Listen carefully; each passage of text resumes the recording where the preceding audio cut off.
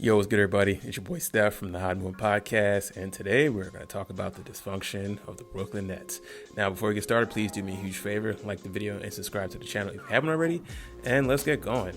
Okay, so, look, the Brooklyn Nets just had a rocky summer. KD, requesting to want to be traded, and, Steve Nash, KD wanted Steve Nash, not to be the head coach anymore, and, wondering if Kyrie is going to be fully committed to the season.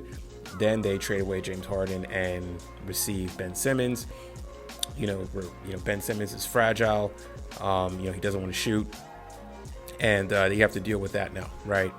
And then you fast forward into this season, 2 weeks in, almost 3 weeks into the season, and now, Kyrie is in some hot water. With the tweet he had posted of a movie that had a lot of anti-Semitic things in it. And Kyrie has come out and, put a statement saying that, he he meant no harm in that film, in tweeting that and stuff. And, honestly, I think Kyrie didn't watch the movie, and I don't think Kyrie even read the book, but, he just saw the title, probably read the description, and was like, yeah, everybody go watch this, without really doing any due diligence on his end. But anyways, though, so he acknowledged that, and he's donating, $500,000 to charity with the Brooklyn Nets to match it. Adam Silver, came out with a statement not really liking what Kyrie had to say about the movie being harmful. And, he's like, yeah, it's good that he's donating money, but, his apology, wasn't good enough, essentially, right? Adam Silver wants a better apology. Adam, the man acknowledged to some degree. He's donating $500,000 to a worthy cause. Let it go, man. Okay, is everybody really that hurt, that distraught? Kyrie did not, preach anti-Semitic things and went on an anti-Semitic tirade, anything like that. Okay, the guy posted a movie. It has some anti-Semitic things in there. Kyrie messed up. He acknowledged it. Didn't mean any harm. He's donating. In this day and age, that's more than an apology. In this current climate, that's enough, But okay, so anyways, so then they fire Steve Nash.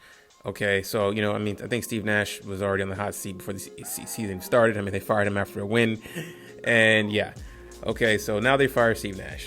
Okay, so then they bring in Ime Udoka. We know everything that went down in Boston, with his whole situation and him, having an affair with the VP's wife.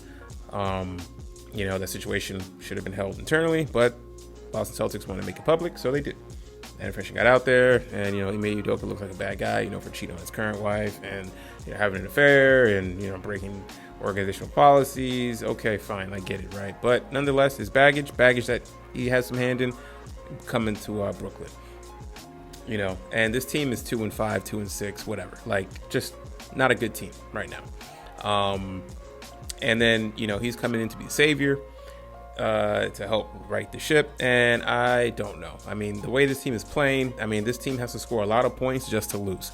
They don't really have a defensive backbone. They don't really have the defensive personnel. So I don't know how much Ime Udoka is really going to instill outside of being somewhat of a motivational figure in the locker room to kind of galvanize guys. But schematically, with the personnel, I don't see how he's going to be able to correct this ship.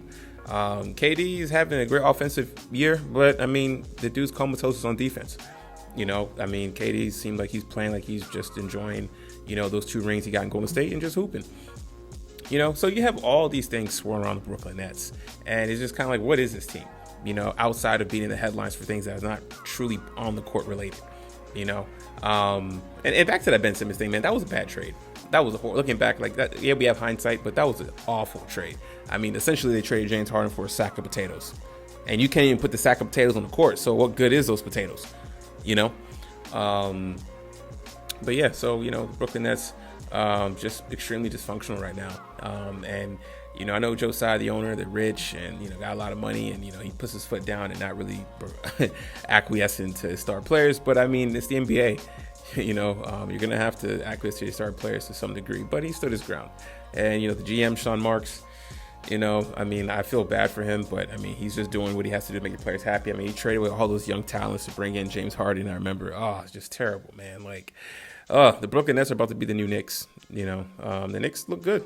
They look more competitive. They look like they have a structure. Tom Thibodeau seems like he's doing a good job. And, the Nets are just the Nets. We have a Brooklyn story. We got drama in this. And, I thought that the Lakers would definitely take the cake this season. Nah. I thought the Clippers would. Even with Kawhi's issues. Nah. Nets are a better story right now.